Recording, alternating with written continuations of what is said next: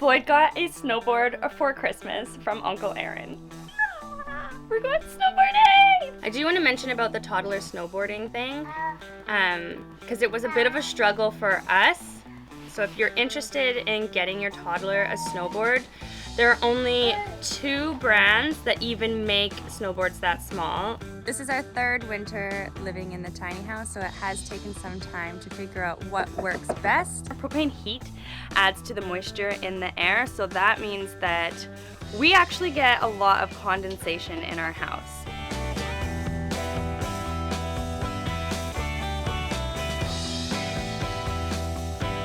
This morning, Chad pulled out our winter gear from our shed because we need to get our snow pants and our winter jackets and see what we have here. I found my snowboarding boots and our goggles. Floyd got, oh my gosh, it's like the tiniest thing ever. Oh, he's got my snowboarding boot on. Floyd got a snowboard for Christmas from Uncle Aaron. We're going snowboarding! Yeah! Look at this kid. We're just going through everything right now to make sure it still fits. I have my snowboarding pants on, which still fit. It's a miracle. I had to get a new jacket because I actually didn't have one. I had a thrifted one I hated a couple years ago and I ended up getting rid of it. And I never got a new one, so I thrifted this sweet new jacket just the other day. I got this Roxy ski jacket for 30 bucks at the thrift store. And it's so nice. It's in such good condition still. I mean, 30 bucks is kind of more than I would want to pay for something thrifted, but it's in really good condition, so I'm excited. I'm so excited. We got to get on the hill. We got to go snowboarding as much as we can this year so Floyd can get used to his snowboard. He's going to love it. Wait till you see this tiny little thing. It's too cute. FYI, I'm watching Floyd as I'm talking to you guys. Floyd learned to go all the way up. What are you doing? Go on.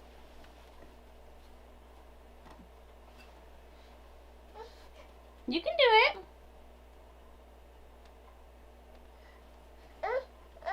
You can do it. I seen you do it.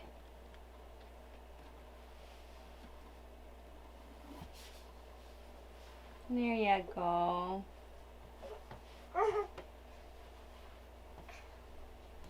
Good job, buddy. That's the old wise tree. He comes alive at night and eats your toes if you mess with any of the plants. So you don't mess with him. He'll eat your toes in your sleep. Yeah, be careful. I do want to mention about the toddler snowboarding thing, because it was a bit of a struggle for us. So if you're interested in getting your toddler a snowboard, there are only 2 brands that even make snowboards that small. Floyd's board is 90 centimeters. It comes as small as 80 centimeters, but we figured if we did 90, he could use it for 2 years. Burton and K2 are the only mountain-approved snowboards that we could find. We really tried to find something secondhand. Yeah, Daddy brought your snowboard in. Let's go see.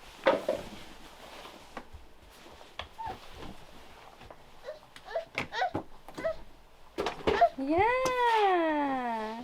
Let's get it out. Let's have a look, bud. Whoa. Is that your snowboard? You hold it?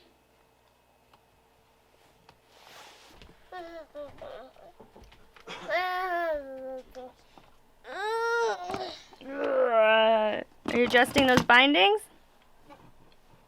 Making them fit. So he has the Burton after school special. Oh my gosh, it's so cute. It has like little peace signs. Check that out. Little peace signs, little thumbs up. This thing is so cool. I cannot wait to take him out. In January, we're actually going on a big ski snowboarding trip. We're going to Banff with my mom and my stepdad and my brother and his girlfriend. Do you want to come see your board? He loves it already.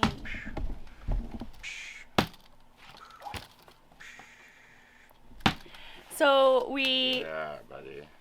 we just ordered a tow string to go onto his board, so until we get to a hill I can tow him around the yard if we get some more snow.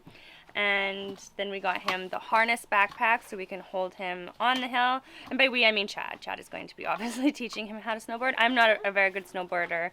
I just like being outside doing something in the winter, otherwise I hate winter. You've gotten pretty good. I can't carve.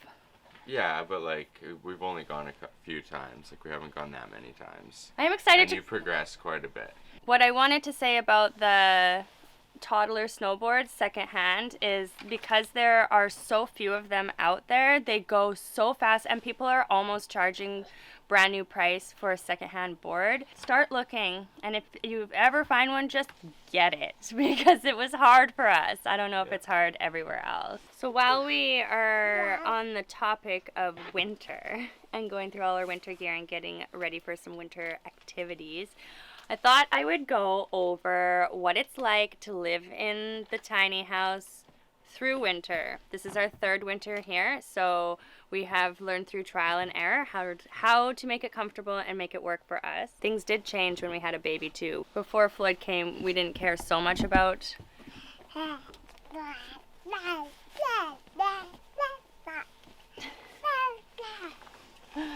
how comfortable we were all the time, but now we make sure that the temperature is definitely more regulated in here and that we don't run out of propane, which is our heat. How pumped are you to take this kid on the snowboard? So pumped. You have no idea. It's like, I don't know, one of the greatest feelings ever. Just like seeing him stand in this thing and like that he is interested in it. It's gonna be so fun. He wants to go. Fun. He's gonna be like going. He'll be whizzing down that hill in no time. Right?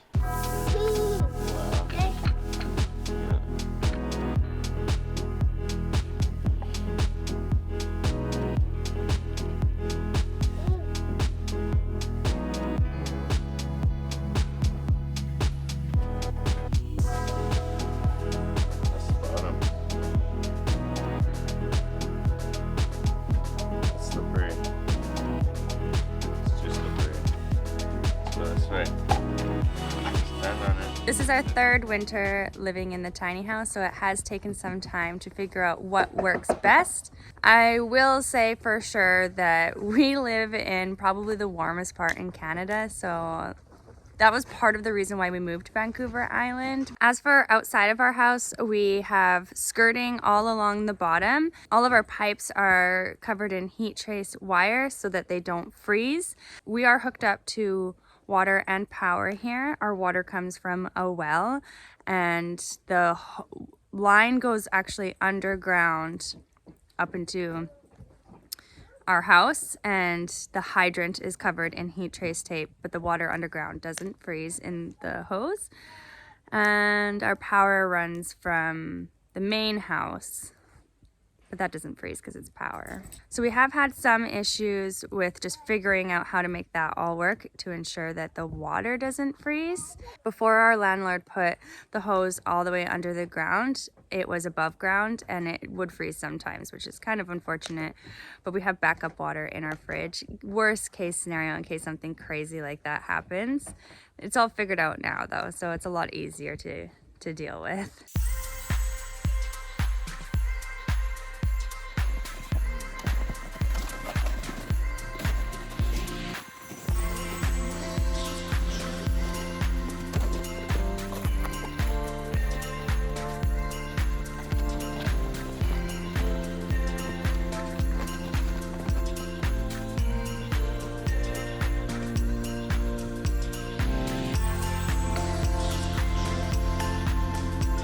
Are you singing?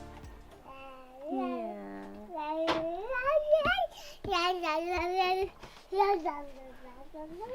So inside a tiny house, there are typically 3 different types or 3 different ways to heat your house, either wood, gas, or electric. We have obviously propane, and we do have a little space heater that we run in the bathroom because that room is like separate and it does get cool. Plus it's the wettest room in the house, so we put the little space heater in there. Wood is the most efficient, and it's nice because wood is warm and dry. The only downside to having a wood-burning stove is that when you're not home, your house gets cold, right? And we have pets, and I don't want, like, Medusa's 3 pounds. She can't get cold when we're not at home. That's just not nice. So that wasn't, like, an ideal situation for us. The next most common or typical heat you would find in a house is the electric. But that's the most expensive, we figure. And so we went with propane because we thought it would just be the middle ground, like the most efficient in that way. What we didn't know is wood is warm and dry, electric is warm and dry, propane is moist and dry. Propane adds to the moisture in the air. Propane heat adds to the moisture in the air, so that means that we actually get a lot of condensation in our house. Condensation has been the thing that we have been working on in this house for every winter that we've been here. We have been trying to figure out how to deal with the moisture in the house. I'm not like a scientist here. I can't like explain to you how this all happens. I don't actually understand it. I just know that it does, and it's an issue for us. If anybody who's watching this has a tiny house and has any tips or tricks to deal with condensation, I know that it is an issue for tiny houses. I watched this other family who live in a schoolie, and I messaged them and asked them how they deal with it. And so what we do, which seems to be the common denominator, is we have a dehumidifier. We have a pretty big one. First, we got 2 little ones thinking that would do the trick. Did nothing. So we've got this big bad boy right here, and he helps a lot. We don't have a problem. Like, we did get mold all along our baseboards the first winter, and we caught it really quick, so we just cleaned it and dried it and made sure we kept the house dry after that. And then the next year, we got the dehumidifier, and that made a huge difference. We haven't had any mold since then. But we also moved to a climate that doesn't get as cold in the winter. But it's still, like, humid where we live. It's very humid. It tends to rain more than snow. So I don't know how that all works. I don't know how to explain it. But the dehumidifier is an absolute must. We can't live without it. We move it around. It's on wheels, so you can move it around throughout your house. Are you being cute? What's on your face? Dirt. Dirt.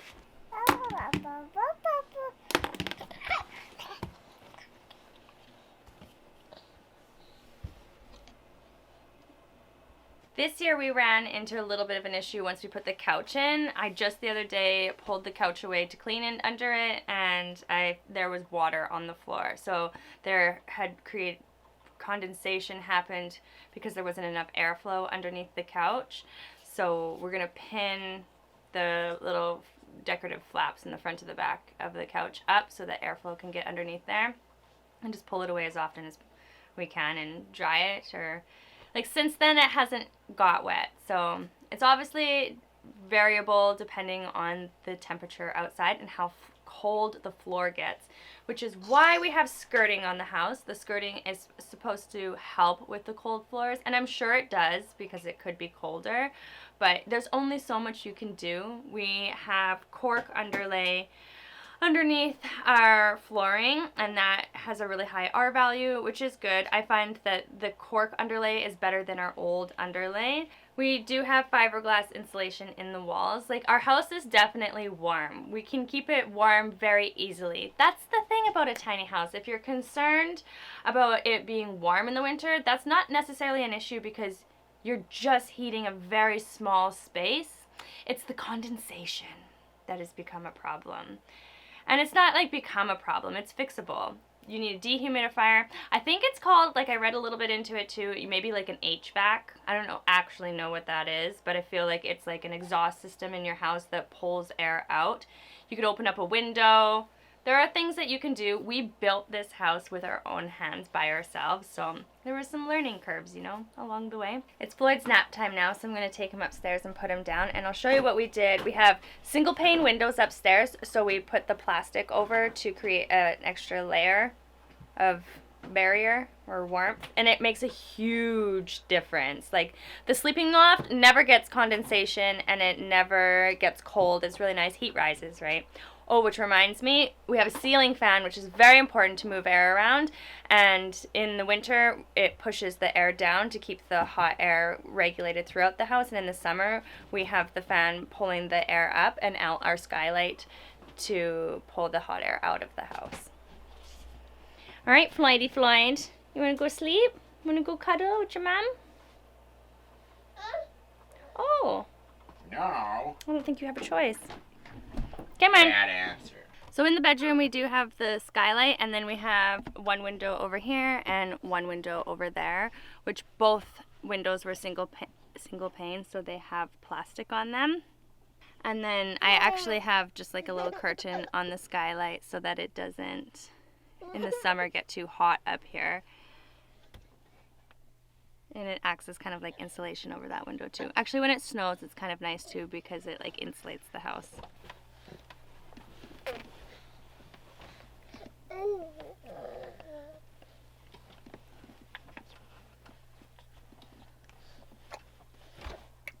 So I would say living in a tiny house on wheels, if you're concerned about winter, like we may live in the warmest place in Canada, but you could live in a tiny house anywhere in Canada. Heating it is never been a problem. It's warm. It's a small space, so it's easy to heat. Being off-grid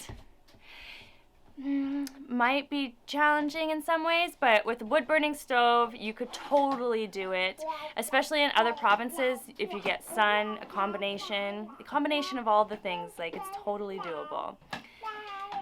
If you live in a tiny space and you have solved your condensation problems, I would love to talk condensation. It's something I've been like dabbling in the tiny house for a couple years now, just trying to figure out the best way to deal with it. Is there other ways? Am I missing something? Shoot me a comment in the comment section below. Let's talk condensation. Thanks for watching, guys. I hope that you have a great rest of your day. We'll have a great rest of our day. And we'll see you on Christmas Day. Peace out. Bye.